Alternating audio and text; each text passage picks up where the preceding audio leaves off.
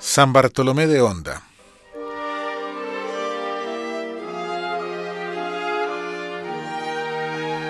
Este territorio estuvo dentro de la jurisdicción de San Sebastián de Mariquita, con Honda como principal puerto, que conectaba con el Río Grande de la Magdalena. Todos llegaban al puerto Gayote y permanecían unos días para descansar de la travesía, para luego seguir hacia Santa Fe de Bogotá. Nos encontramos en Puerto Gayote.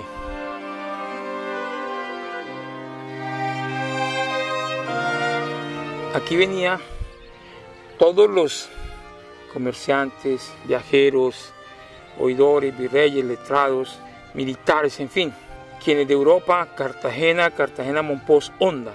Este puerto, de acuerdo a las crónicas, narran que el 19 de noviembre de 1555 ordenaron a Olaya y Alcócer construir una vía entre Honda y Santa Fe de Bogotá, vía que hoy en día conocemos como Camino Real. Podemos estar especulando que es una construcción desde 1560, 1570, 1580 y que jugó un papel relevante porque el oro y la plata que traían del oriente pues llegaba hasta este sitio y lo trasladaban para Cartagena y de Cartagena hacia Europa.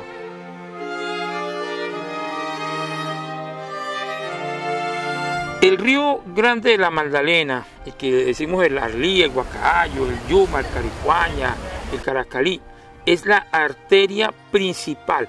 Una cosa muy curiosa, ¿no? Porque pues, los aborígenes lo explotaron con sus canoas, con sus piraguas, y los españoles ya con bergantines, ¿sí? Porque utilizaban mucho los bergantines y los champán. Entonces se convirtió el río Grande de la Magdalena como la principal arteria.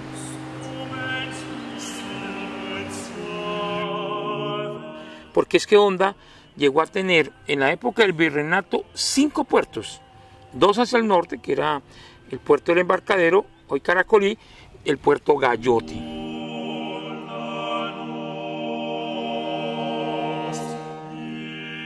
Y en la parte sur, el puerto El Retiro, Puerto Real y puerto de Bodeguitas, y había un puerto exclusivo para la corona, que algunos españoles lo redescubrieron. Es una pequeña batería.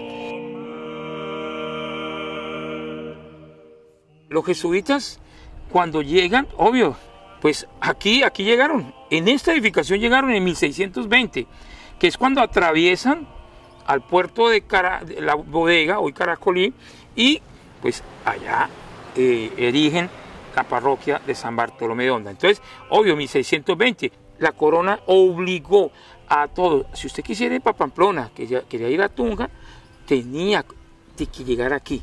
Usted no podía subir por los caminos antiguos que habían existido, no, tenía que llegar acá. Entonces, obvio, jesuitas que ingresaron a la Nueva Granada, hasta su expulsión pasaron por acá, por Puerto Gayote.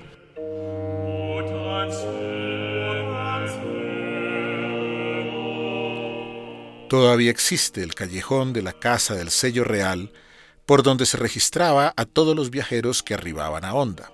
Sin temor a equivocarnos, Honda se puede considerar como una ciudad jesuita. Y aquí pasaron hacia el puerto El Retiro para ellos continuar la embarcación cuando iban llegando a partir del año de 1620 hasta cuando fueron expulsados en 1767. Así que este era también un paso obligatorio que integrantes de la Compañía de Jesús que iban hacia Santa Fe iban atravesando este callejón. Y este callejón es emblemático porque de aquí se cobraba el impuesto de la aduana, por eso se llama Callejón del Sello Real, y se ponía el sello para poder transitar libremente por el centro de la Nueva Granada y por ende por las provincias de esa época del virreinato.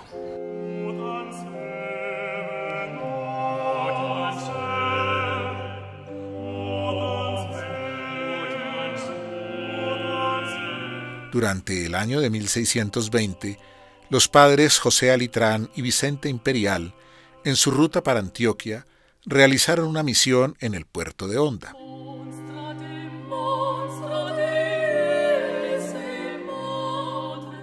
Los jesuitas llegaron a Honda en 1620. Ellos iban de paso, iban para Remedios y Zaragoza, ¿sí? Eran hacia allá donde iban pero desafortunadamente había fallecido aquí en Honda el padre Vera, que era de los franciscanos, y la población de esa época les solicitó a estos padres que se quedaran en Honda porque ha fallecido ya el padre franciscano, y les autorizaron en 1620 poseer, tener aquí en Honda una parroquia. En agosto de 1620, los padres José Alitrán y Pedro de Osat fueron nombrados párrocos de Honda.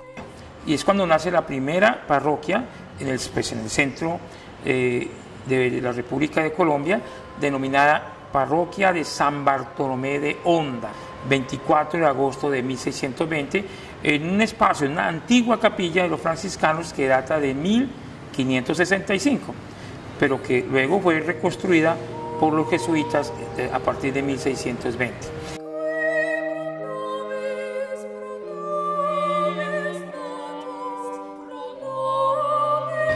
La hoy Plaza de la Independencia, antigua Plaza Mayor, conocida como Plaza del Carmen por estar ubicado en el barrio del Carmen y frente a la hoy Templo de Nuestra Señora del Carmen. En una época fue una ensenada, estamos hablando del siglo XVI. Armando Moreno, que es doctor en historia, encontró que hubo una capilla en el año de 1565 aquí en este sitio donde hoy ocupa el Templo de Nuestra Señora del Carmen, en donde los aborígenes de la época, estamos hablando del siglo XVI, los aborígenes pescaban acá. Entonces, al pescar los aborígenes, los franciscanos pues construyeron una capilla, lo que ha hecho que el río Arlí, Guacayo, Caripaña, Yuma, hoy Río Grande de la Magdalena, se ahorille agua bajando a la derecha. Entonces, al perderse por la erosión el territorio, pues automáticamente pues esto va quedando baldío, va quedando seco, y por eso se fue recuperando el terreno como observamos hoy. ¿Quiénes eran los que pescaban acá? De acuerdo a los arqueólogos, más que todos los antropólogos, eran los aborígenes ondaimas y gualíes de la tribu Panche, familia lingüística de los caribes. Y aquí hay tres tribus, están los Panches, los Pijaos y los Quimbaya, que son de la familia caribe. ¿Sí? Ellos eran expertos en la navegación. Además que de ahí proviene el nombre de la ciudad, por sus aborígenes ondas, ondaimas, con su cacique Ondamá. Pero que queda algo relevante, que la Compañía de Jesús construyó aquí, o erigió la parroquia de San Bartolomé de Honda, quedando solamente el camarín. Nos encontramos en lo que la comunidad llama el Camarín de El Carmen, por estar ubicado en el Templo de Nuestra Señora del Carmen en Honda, Tolima. Pero es aquí, en este lugar, donde hace 457 años estuvo la capilla de los franciscanos, y 402 años cuando los jesuitas, abocando a San Bartolomé un 24 de agosto, dieron la primer misa en la parroquia de San Bartolomé de Honda.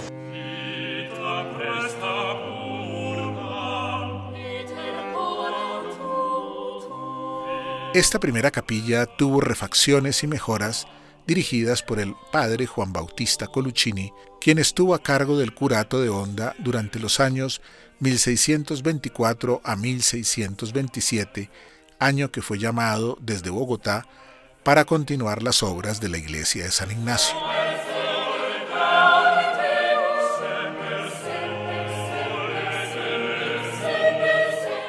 La iglesia era un edificio cubierto de paja que un incendio la redujo a cenizas.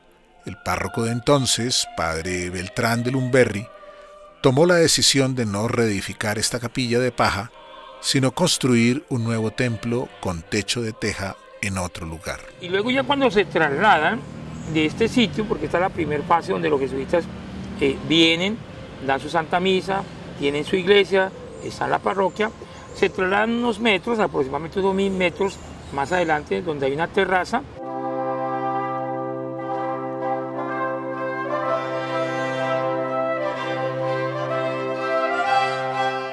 Se trasladan a esta terraza y construyen aquí la iglesia el colegio y el hospital.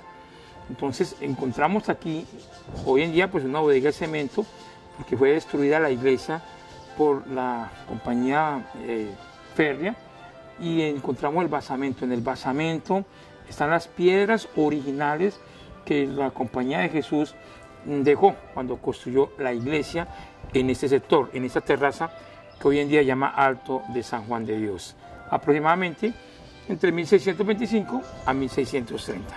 Primer templo.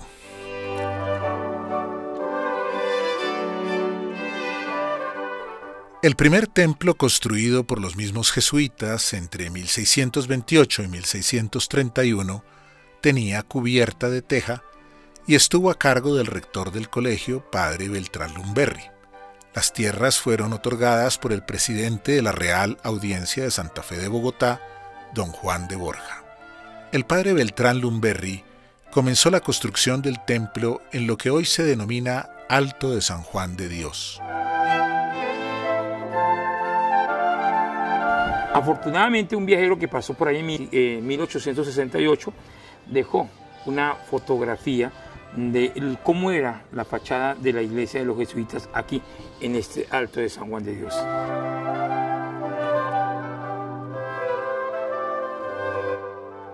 Hubo convulsiones, hubo problemas, en fin, hasta el hecho de que eso, de haber tenido ellos en Honda la parroquia, pues produjo como cierto malestar entre algunos comerciantes españoles, y en 1643 el rey de España le concede el título de Villa de San Bartolomé de Honda a los españoles que estaban acá. El rey Felipe IV elevó el poblado de Honda a la categoría de villa, independiente de San Sebastián de Mariquita, para lo cual nombraron regidores y eligieron alcaldes.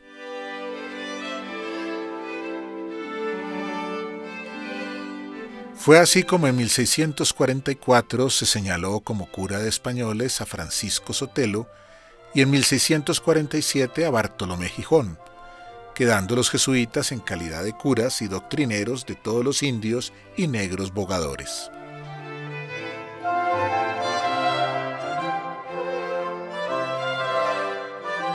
Por esta razón se les quiso quitar la iglesia, con el argumento de que era del pueblo, pero los padres de la compañía probaron que se había construido a expensas del colegio de Honda. Años más tarde, llegaron cédulas reales ordenando que los jesuitas volviesen a ser cura de españoles en la villa de Honda.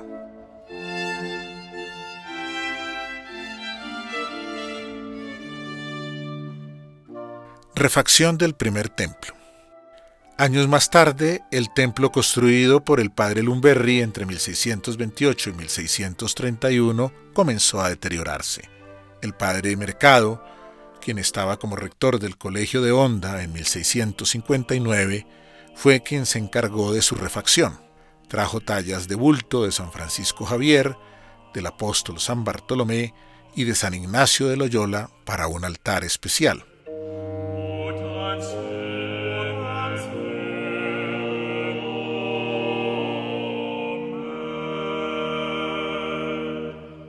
Colegio de Honda.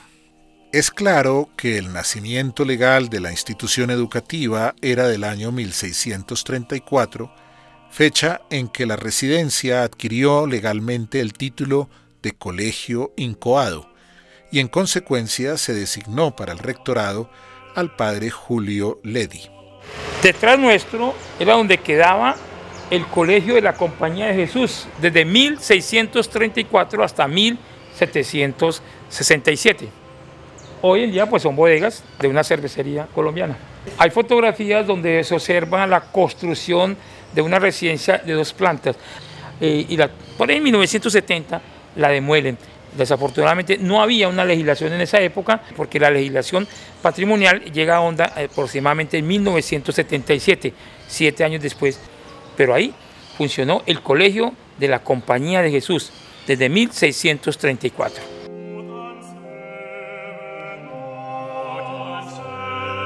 Y al frente se encontraba el Hospital San Cosme y San Damián, que aproximadamente también data de 1650, 1652, de acuerdo a los archivos que tiene la Compañía de Jesús.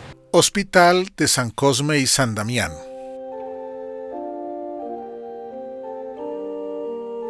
La villa de Honda creció y hacía falta un hospital. Bajo los auspicios del bien común, los jesuitas colaboraron en dos grandes proyectos: el puente sobre el río Gualí y la construcción de un hospital para la villa. Ellos querían construirlo como muy cerca a donde estaba la iglesia y donde estaba el colegio, pero no, les exigieron que debía ser cerca a donde había agua, donde pasara el agua para poder hacer limpieza a los enfermos.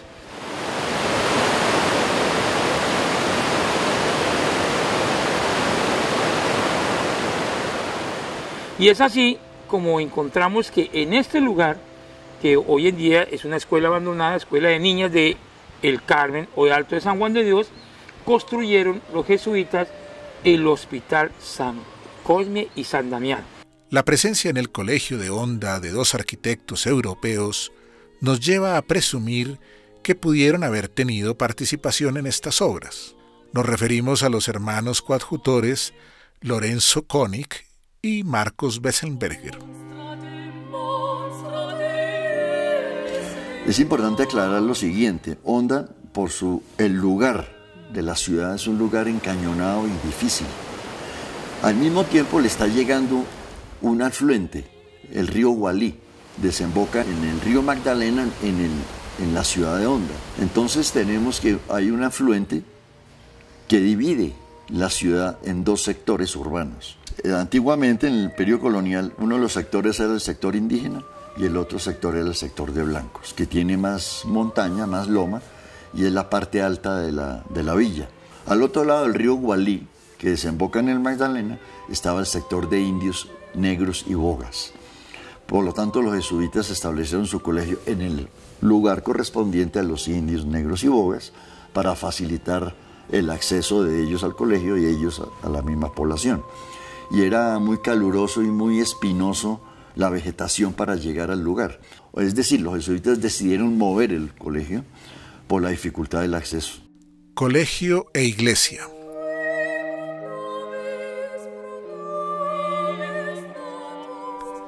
Una segunda ubicación se concretó a partir de 1745 al entregar el curato. Que empezó a construirse en 1745-1765.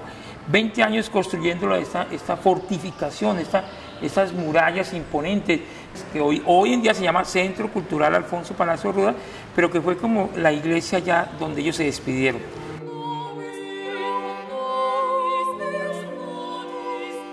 Decidieron los jesuitas trasladar el colegio y la iglesia a otro lugar de mejor ubicación. Ya en la carta de 1745 que remitió el provincial Ángel María Manca al virrey, donde le hacía entrega del curato, concluyó con la petición del traslado del colegio y la iglesia. Por lo tanto, consideran un traslado y escogen un solar a orillas del río Gualí, ubicado muy bien dentro del sector poblado del sector urbano de Honda. Ahí van a establecer su nuevo colegio, los jesuitas, en el nuevo lugar, con mucho más facilidad de acceso para la comunidad. Y van a establecer, iniciando primero con el templo, empiezan a fabricarlo, empiezan a construirlo, cuando llega la expulsión. Pero que desafortunadamente no pudieron disfrutarlo porque fueron expulsados en 1767. Por lo tanto, el templo de Honda va a quedar con la nave armada, con la techumbre, pero va a quedar la fachada sin terminar. El edificio quedó abandonado, quedó incompleto, y efectivamente el edificio fue refuncionalizado, alargando la nave por el presbiterio unos cuantos metros y por el lado del coro, o sea, a los pies del templo, otro tanto, para de esa forma quedar formalizada una fábrica de aguardientes en el edificio del templo. El resto, lo que es la nave con sus columnas, ahí formalizaron depósitos y los lugares de abatición para el aguardiente. O sea que quedó refuncionalizado para arquitectura industrial. Un caso rarísimo dentro de los edificios jesuíticos después de la expulsión.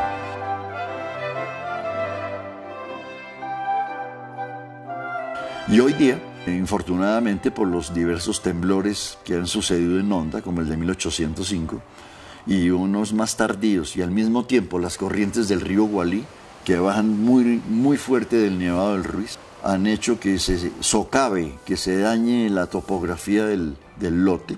Cada vez el río se lleva más terreno. Y tal como se los contábamos al comienzo de Noticias 1, el centro de Honda, que es la ciudad histórica tolimense sobre el Magdalena, debió ser evacuado hoy por la creciente del río Gualí. Las aguas se llevaron un archivo de hace 400 años.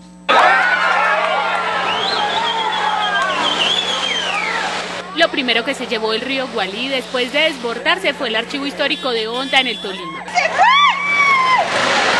¡Uy, Virgen Santísima! Los documentos que se encontraban en el Centro Cultural Alfonso Palacios Rudas, muchos desde 1698, desaparecieron cuando las bases de la edificación se dieron. Se perdió sí más de 250 años de historia, entonces ahí hay documentos del siglo XVIII, siglo XIX, casi un 90% del archivo se perdió ahí. Estamos en las ruinas de la iglesia Sagrado Corazón de Jesús.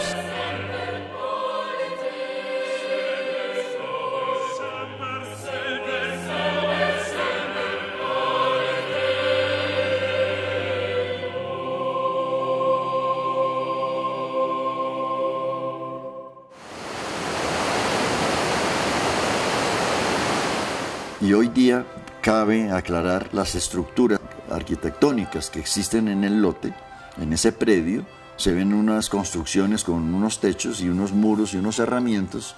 No son jesuíticos, son construcciones posteriores a todos los edificios que pudo haber hecho la Compañía de Jesús de manera incompleta en el siglo XVIII.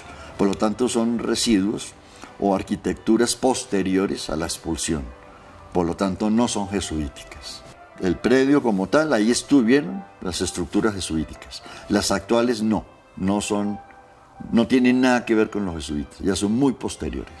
Fueron 2 años en los que ellos, y que en los libros, en los anales de la historia de los jesuitas, se debe encontrar toda esa información que ya, pues como lo ha publicado el padre Juan Manuel Pacheco, los jesuitas en Colombia, y que luego también lo tuvo el padre Mercado, en la historia de la provincia de Nuevo Reino y Quito de la Compañía de Jesús, y que nosotros aquí pues complementamos con este trabajo de los jesuitas de Honda 1634-1767 de Felipe González junto con el padre José del Rey Fajardo. Así que hay mucho material, hay mucha información que aún los hondanos, los colombianos, y por qué en el mundo se desconoce de estas construcciones.